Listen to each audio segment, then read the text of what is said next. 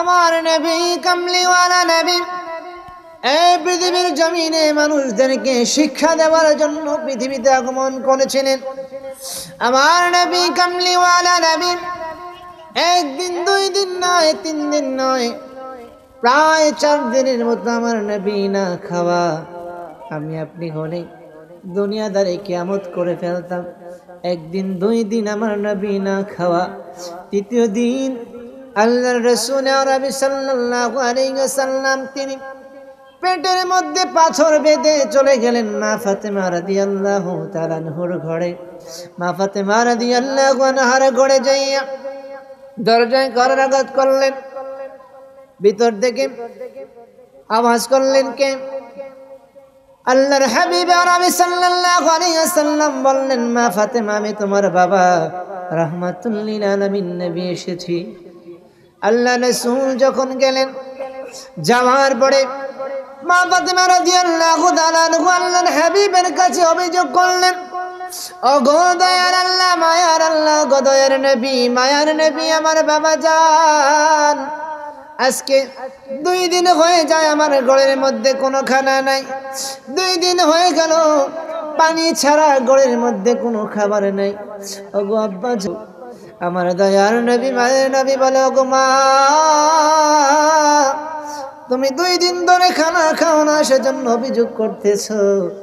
আর তোমার রহমাতুল লিল আলামিন নবী আজকে 3 দিন যাবত না খাওয়া। পড়েন সুবহানাল্লাহ। ও মা ফাতেমা, আমি আজকে 3 দিন ধরে না খাওয়া। হাসান হুসাইনের কি খবর বলো দেখি। মা ফাতেমা ডেকে বলে, ও আব্বা জান, হাসান হুসাইনরা ক্ষুধার জ্বালায় তারা এখন ঘুমিয়ে আছে।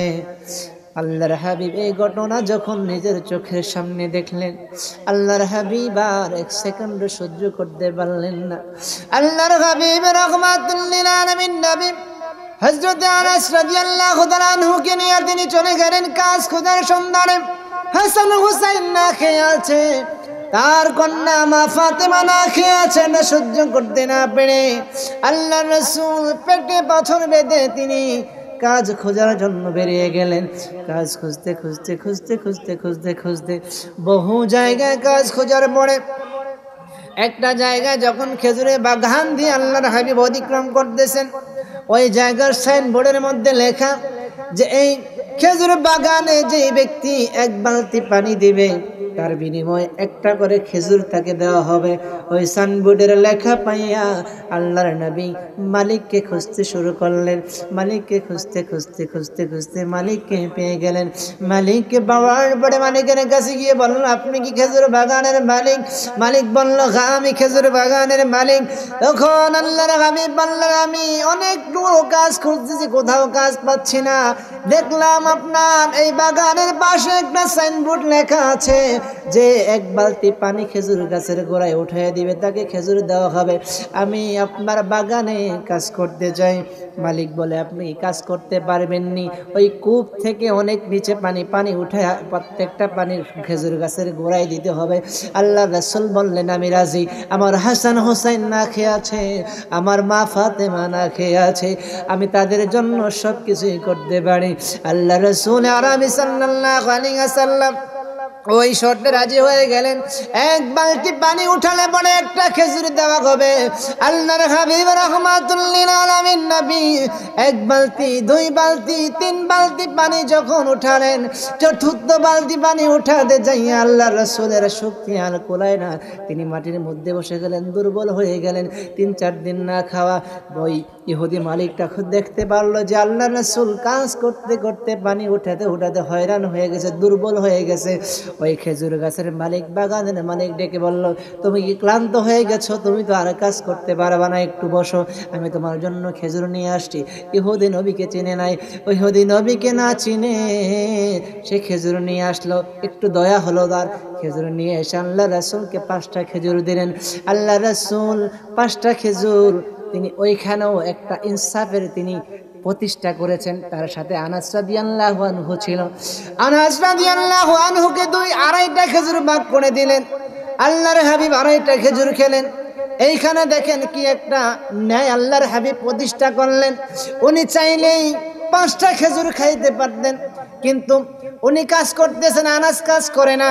আল্লাহ রাসূল পানি উঠাচ্ছে, আল্লাহ রাসূল হয়রান হচ্ছে, কিন্তু আনাস তার সাথে আছে। আল্লাহ রাসূল কি করলেন? 2.5টা খেজুর নিজে খেলেন, 2.5টা আনাসকে দিলেন। আল্লাহর হাবিব খেজুরগুলো খেয়ে শরীরের মধ্যে যখন একটু এনার্জি আসলো, শক্তি আসলো, তখন আল্লাহ রাসূল আবারও কাজ করা শুরু করলেন। 1 বালতি করে পানি উঠায়া খেজুর গাছের গোড়ার মধ্যে ঢালা শুরু করে দিলেন। এমনি করে 5ম বালতি, 6ম বালতি, 7 বালতি, 8 বালতি উঠানোর পরে 9ম বালতি যখন কূপের মধ্যে দিবে, 9ম বালতি কূপের মধ্যে দিতে দেরি হয়েছে। ওই বালতির রশিটা দুর্বল রশি, সেটা ছিঁড়ে কূপের মধ্যে বালতিটা পড়ে গিয়েছে। ইহুদি আমার নবীকে চিনতে পারে নাই, রাহমাতুল লিল আলামিন নবীকে চিনতে পারে নাই। বালতি কূপের মধ্যে পড়েছে, একটা আওয়াজ হয়েছে। আওয়াজ শুনতে পেয়ে ইহুদি দৌড়ে এসে দেখে তার বালতিটা কূপের মধ্যে পড়ে গিয়েছে।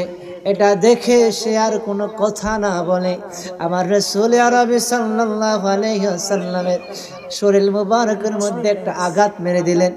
আঘাত লাগার পরে আল্লাহ রাসূল কামলিওয়ালা নবী তিনি জমিনের মধ্যে পড়ে গেলেন। ক্লান্ত শরীর নিয়ে আল্লাহ রাসূল জমিনের মধ্যে পড়ে গেলেন। জমিনের মধ্যে পড়ে যাওয়ার পরে আল্লাহ রাসূল আরবি সাল্লাল্লাহু আলাইহি ওয়াসাল্লাম তিনি ওই খেজুর বাগানের মালিককে বলল, ভাই তোমার সাথে আমার যে কমিটমেন্ট হয়েছে, 1 বালতির বিনিময়ে আমাকে একটা খেজুর দিবা। কোন রেওয়ায়েতে আসছে 1 বালতির বিনিময়ে 5টা খেজুর দিবা। দুটোটা রেওয়ায়েতই সহিহ। ওই বিনিময়ে যখন ইহুদিকে বলল, আমার বিনিময়ে তুমি এখন দাও, তোমার আমি 9 বালতি পানি উঠিয়ে দিয়েছি, আমাকে খেজুর দাও, আমার হাসান হোসেন না খেয়ে আছে। ইহুদি বলল, তুমি আমার বালতি ফালাইয়া দিছো, তারপরও তোমাকে আমি কেমনে খেজুর দেই?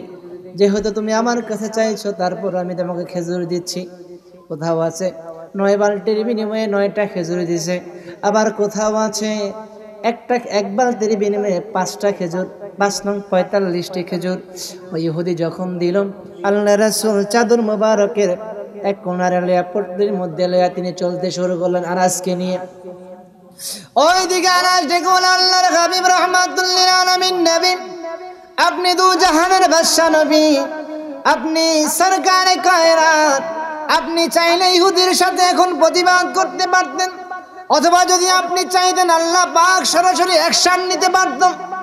ইহুদি আপনাকে বিনা কারণে থাপ্পড় দিল, ইহুদি বিনা কারণে আপনার গা মুবারকের মধ্যে হাত উঠাইলাম, আপনি যে ইহুদিকে কোনো কিছুই বললেন না।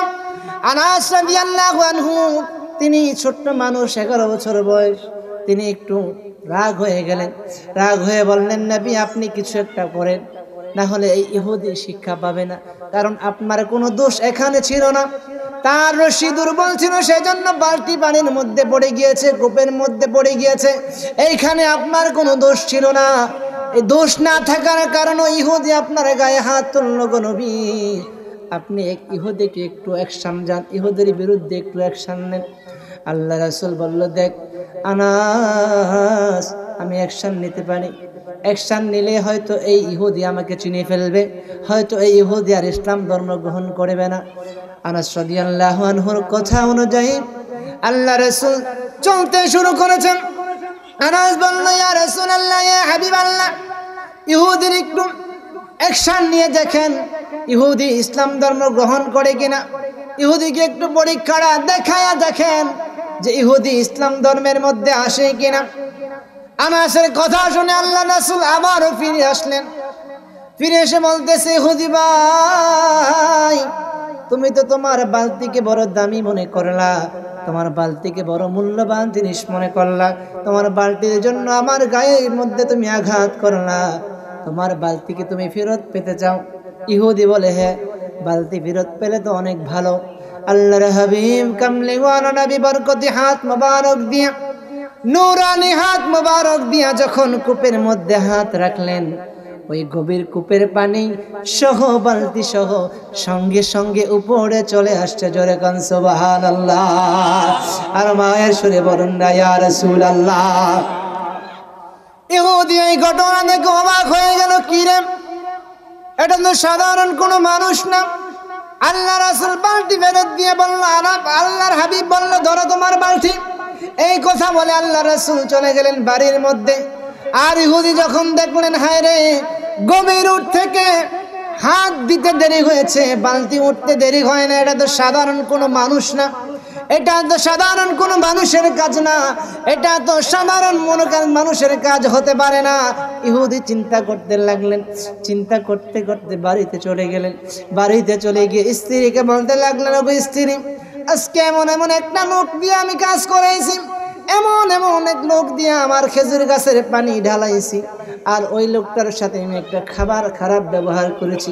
ওই লোকটার চেহারা এমন, ওই লোকটার চুলগুলো কোকড়ানো কোকড়ানো, ওই লোকটার দাঁতগুলো থেকে যেন নূর বাহির হচ্ছে, কথা বলার সময় যেন নূর বাহির হয়ে যাচ্ছে। এইরকম লোকটাকে দেখতে মনে হচ্ছে মদিনাতুল মুনাওয়ারার মধ্যে কোনোদিন আমার চোখ দিয়ে এত সুন্দর মানুষ আমি দেখি নাই। কোন সুবহানাল্লাহ। এই বর্ণনা যখন ওই ইহুদি তার স্ত্রীর কাছে দিচ্ছে, তার স্ত্রী বলতে লাগলো, ও স্বামী, তুমি কি বড় ভুল করলা। আমার বাড়ি মদিনায়, আমি আমার বাবার কাছে শুনেছি যে শেষ জমানায় এমন একজন নবী আমাদের মদিনাল মুনাওয়ারায় হিজরত করবে, তার চেহারাগুলো এমন হবে, তার চুলগুলো কোকড়ানো কোকড়ানো হবে, যার চেহারা দেখলে মনে হবে যে না পূর্ণিমার চাঁদ সামনে দাঁড়ায় থাকবে। তুমি সেই মানুষের সাথে বেয়াদবি করে ফেলেছো, সেই মানুষের হাতের মধ্যে, সেই মানুষের গায়ের মধ্যে তুমি হাত উঠাইছো। ও স্বামী, তুমি তো বড় ভুল করে ফেললা। এই নবী তো ইনি তো হলেন শেষ জামানার নবী, রাহমাতুল লিল আলামিন। কোন সুবহানাল্লাহ। ইয়া রাসূলুল্লাহ, ইয়া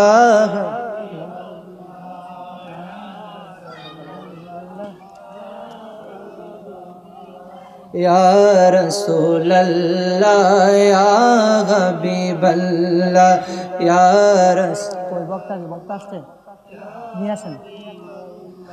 ইয়া রাসূলুল্লাহ, ইয়া হাবিবাল্লাহ, ইয়া রাসূলুল্লাহ। আমার ভাইরা, আমার বাবারা, ইহুদি বুঝতে পারল যে তিনি আখির নবী, কামলিওয়ালা নবীর সাথে বেয়াদবি করে ফেলেছে। তখন মনের মধ্যে একটা অনুশোচনা চলে আসলো, মনের মধ্যে একটা অনুশোচনা করা শুরু করে দিল। হায় হায় হায় হায়, আমি কি করলাম, আমি কি করলাম, আমি কি করলাম, আমি তো বড় অপরাধ করে ফেললাম। এমন একজন দামি মানুষের গায়ে আমি হাত তুললাম, আমি এই হাত আর রাখবো না। ইহুদি তলোয়ার লইয়া সঙ্গে সঙ্গে ওই তার ডান হাতটা বাম হাত দিয়ে একটা কোপ দিয়ে দ্বিখণ্ডিত করে ফেলেছে। জোরে কন্যা আল্লাহু আকবার। ইহুদি তার হাত কাইটা বলতে লাগলো, গো স্ত্রী, আমি তো হাত কাইটা ফালাইলাম, এখন কি আমার ক্ষমা পাবার কোনো রাস্তা আছে কিনা?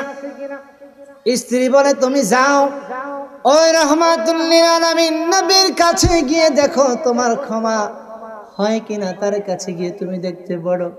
ইহুদি কাটা হাত লইয়া চলে গেলেন কামলিওয়ালা নবীর দরবারে। নবীজি বাড়ির হুজরা মুবারকে না পাইয়া চলে গেলেন মা ফাতিমা রাদিয়াল্লাহু তাআলা আনহুর গড়ে। আল্লাহ রাসূল খেজুর গুলো লইয়া হাসান হুসাইনের কাছে গিয়েছিলেন। সেই জায়গায় গিয়ে ইহুদি আমার নবীকে পাইলেন। আমার নবীকে পাওয়ার পরে ডাক দিয়ে বলতেছে, ইয়া রাসূলুল্লাহ, ইয়া হাবিবাল্লাহ, ও দয়ার নবী, ও মায়ার নবী, আমি আপনাকে চিনতে পারি নাই, আমি আপনাকে না চিনে আপনার শরীর মোবারকে হাত তুলেছি গো। ইয়া রাসূলুল্লাহ, ইয়া হাবিবাল্লাহ, আমি আমার ভুল বুঝতে পেরেছি গো নবী, আমার কি এখন ক্ষমা আছে কিনা? ইয়া রাসূলুল্লাহ, ইয়া হাবিবাল্লাহ, আমি আমার ভুল বুঝতে পেরেছি গো নবী, আমি আমার ভুল বুঝতে পেরেছি, আমার কি ক্ষমা হবে না?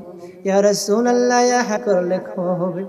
আল্লাহ রাসূল বলে, তোমার ক্ষমা হবে তুমি যদি এই ইহুদি ধর্ম ছেড়ে ইসলাম ধর্মের মধ্যে চলে আসো, তাহলে তোমার সব অপরাধ আল্লাহ মাফ করে দিবেন। সুবহানাল্লাহ।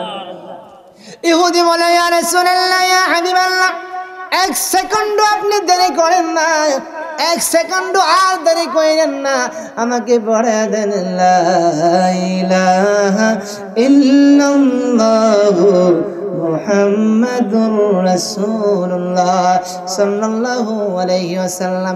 ইহুদ বলে, ইয়া রাসূলুল্লাহ, ইয়া হাবিবাল্লাহ, এখন তো আমার ক্ষমা হলো, এই যে আমার হাতটা আমি কাইটা ফালাইয়া দিলাম, ওই যে দেখেন আমার হাত কাটা, আর এই যে দেখেন রক্তগুলো পড়তেছে, ওই যে কাটা হাতটা ফালাইয়া দিলাম, ওই কাটা হাতটার কি মাফ হবে কিনা? আল্লাহ রাসূলের সামনে ওই ইহুদি হাতটাকে আইনা বলল, ইয়া রাসূলুল্লাহ, ইয়া হাবিবাল্লাহ, এখন আমার হাতটাকে আপনি একটু জোড়া লাগা দেন। ইয়া রাসূলুল্লাহ, ইয়া হাবিবাল্লাহ, আপনি চাইলে এই হাত জোড়া লেগে যাবে, আপনি চাইলে দুনিয়ার সব কিছু আপনার জন্য প্রস্তুত হয়ে যাবে। ইয়া রাসূলুল্লাহ, ইয়া হাবিবাল্লাহ, আপনি আমার এই কাটা হাতটা একটু জোড়া লাগায় দেন। সুবহানাল্লাহ, আর জোরে বলেন না। ইয়া রাসূলুল্লাহ, ইয়া হাবিবাল্লাহ, নবী গো, আপনি যদি চান এই মুহূর্তে আমার হাত জোড়া লেগে যাবে গো নবী, আপনি একটু আমার হাতটা জোড়া লাগায় দেন। আল্লাহ রাসূল বলল, পাগলা, ভুল করলি, এখন ইসলাম ধর্ম গ্রহণ করলি, ক্ষমাও পাইলি, হাত কেটে ফেললি, এটাও ভুল করলি, এখন আবার হাত জোড়া লাগাইতে চাস? ইয়া রাসূলুল্লাহ, ইয়া হাবিবাল্লাহ, আপনি চাইলে এই হাত জোড়া লেগে যাবে গো নবী, আপনি চাইলে হাত 1 সেকেন্ডে জোড়া লেগে যাবে। ইহুদির কাকুতি মিনতি শুনে আল্লাহর হাবিব রাহমাতুল লিল আলামিন নবী থুতু মুবারক দিয়ে ওই কাটা হাতটাকে জোড়া লাগায়া কষ্টের মধ্যে একটু মরাইয়া দিলেন, আর আল্লাহর কাছে বললেন, আল্লাহ, ইহুদি চাইছে তার হাত ভালো হইবে, আপনার দয়া, আপনার রহমতে ইহুদির হাত আপনি জোড়া লাগাইয়া দেন। সুবহানাল্লাহ, আর ইমানে আওয়াজ দিয়ে বলেন না সুবহানাল্লাহ। আল্লাহর হাবিব রাহমাতুল লিল আলামিন নবী থুতু মুবারক দিয়ে যখন একটু জোড়া লাগাইয়া দিলেন, থুতু মুবারক দিয়ে যখন একটু মোড়াইয়া দিলেন, সঙ্গে সঙ্গে ইহুদির হাত ভালো হয়ে গেল। সুবহানাল্লাহ।